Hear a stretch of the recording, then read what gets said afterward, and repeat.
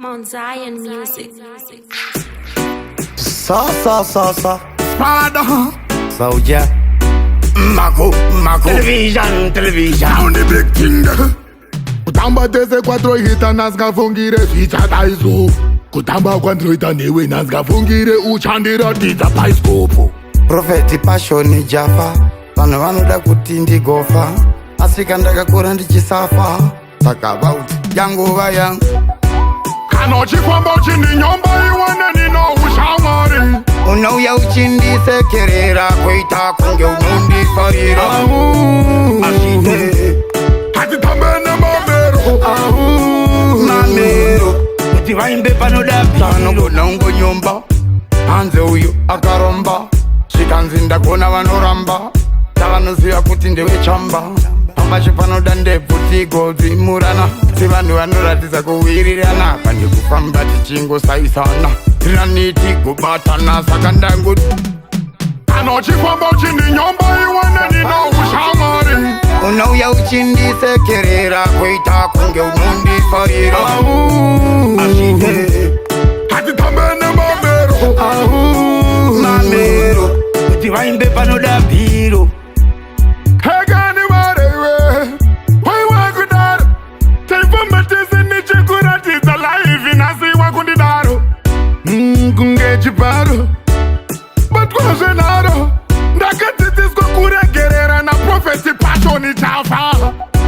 Kana uchifamba uchindinyomba iwane nino ushamwari. Unouya uchindisekerera kuita kunge unondifarira.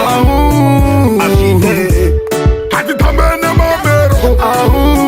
mamero kuti vaimbe panodapano kona ungonyomba.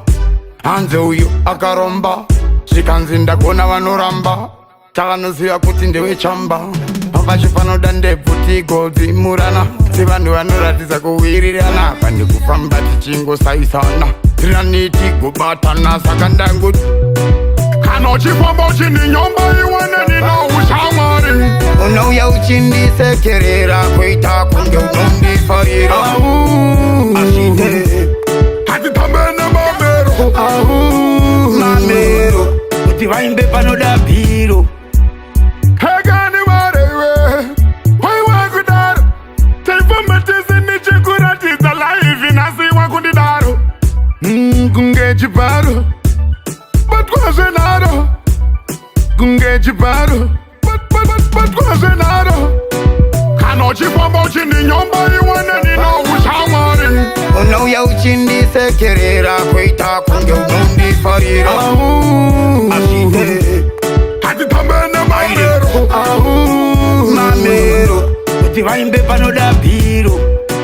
Kana uchifamba uchindinyomba iwane nino ushamwari. Unouya uchindisekerera kuita kunge unondifarira. Ashite Hatitambene mamero. mamero kuti vaimbe panodapiro. Sapambe uchindingana Chiba.